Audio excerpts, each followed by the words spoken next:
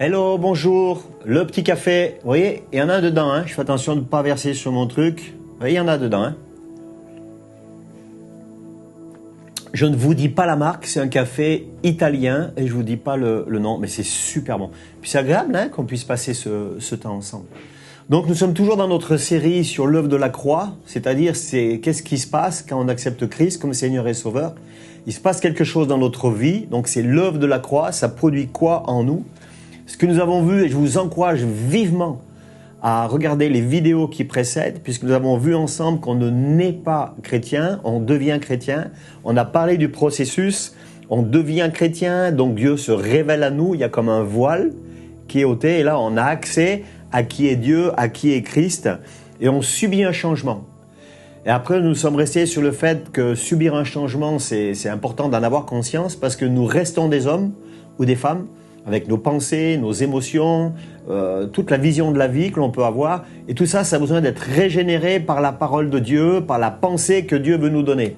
Et justement, concernant la pensée, ce que nous avons vu, et nous sommes en train de travailler là-dessus, c'est que nous restons quand même quelqu'un d'intelligent avec nos émotions, nos pensées, et Dieu nous donne la possibilité de choisir.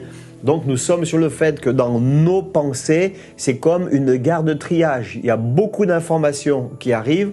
Nous avons vu jusqu'à présent plusieurs sources d'informations. Nous avons parlé rapidement, enfin pas rapidement, du monde. C'est quoi le monde? La pensée du monde qui est là, la chair, le diable, l'esprit humain. L'esprit humain, c'est la partie de notre esprit qui n'est pas encore pleinement régénérée. C'est tout ce processus-là. Et aujourd'hui, je vous invite à avoir une cinquième source d'influence. Il y en a 6 au total. La 6e, c'est le passé. Nous verrons ça dans quelques jours. Mais aujourd'hui, c'est la voix de Dieu. Donc, nous avons vu le monde, une source d'influence, la chair, source d'influence, le diable, qui vient nous influencer aussi, avec la façon dont il procède. Il vient nous séduire, on l'écoute, et après, il prend l'autorité sur nous.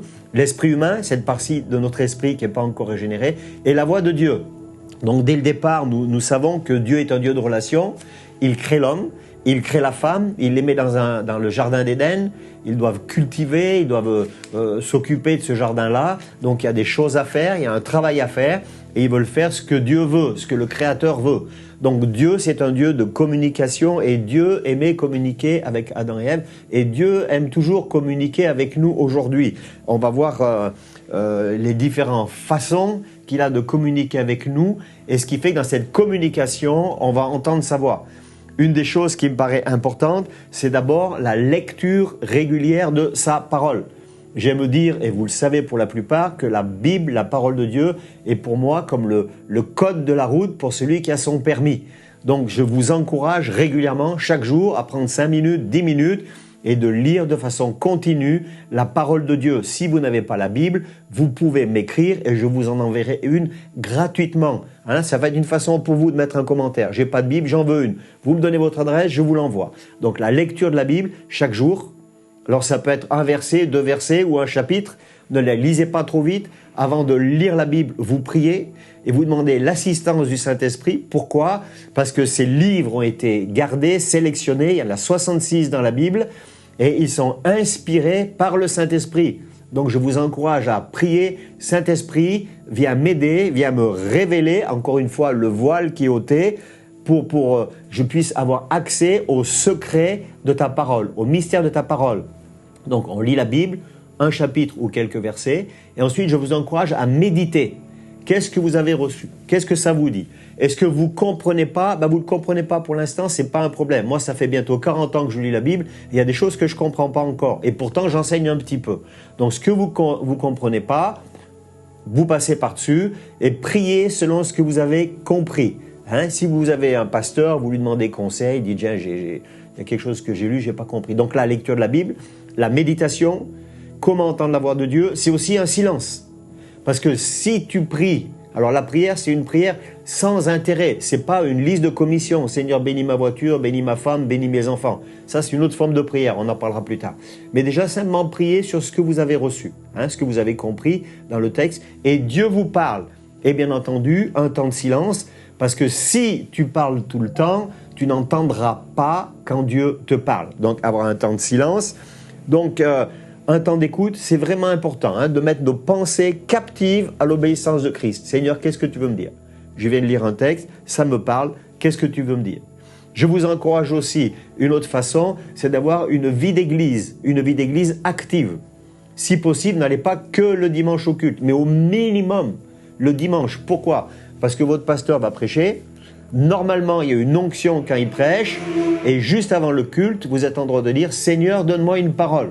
Moi, il m'est arrivé d'ailleurs en vacances, lorsque j'étais en vacances, à un culte dans une église qui ne correspondait pas forcément à l'identité dans laquelle je voulais. Je voulais vivre pleinement ma vie. Mais je priais avant, je disais « Seigneur, donne-moi une parole ». Et Dieu, dans l'identité dans laquelle j'étais, en visite, me donnait une parole au travers même du prêtre par moment, voyez-vous. Donc ça, c'est important d'avoir une vie d'église, une vie active aussi, où on s'engage. Peut-être on peut servir Dieu dans un domaine au niveau de l'église, et Dieu nous parle. La communion fraternelle, c'est fréquenter les frères et sœurs. La Bible dit que nous sommes comme des pierres, et nous sommes comme frottés l'un à l'autre. Hein. Nous sommes frottés, mon caractère est travaillé aussi. Mais il est travaillé quand j'entends la voix de Dieu. Et bien souvent, au travers d'un frère, d'une sœur, d'un chrétien qui est ici, j'échange sur certaines choses, il me donne son avis, et alors mon caractère est travaillé aussi. Ça, c'est important. Donc, la vie communautaire, la prière communautaire, s'il y a des temps de jeûne aussi, vous entendrez la voix de Dieu pendant des temps de jeûne, pendant des temps de prière communautaire, où il y a un sujet qui est donné, et puis l'un, l'autre, pris d'une façon ou d'une autre. Et là, j'entends la voix de Dieu au travers de l'un, de l'autre. Et bien entendu, je peux vous conseiller, si c'est possible pour vous, d'avoir un vis-à-vis qui sera votre pasteur, pas le frère ou la sœur que vous aimez bien dans l'église, mais un homme de Dieu. Pourquoi pas le frère ou la sœur? Parce que lui, il vous aime tellement bien qu'il ne va pas vous parler dans la vérité.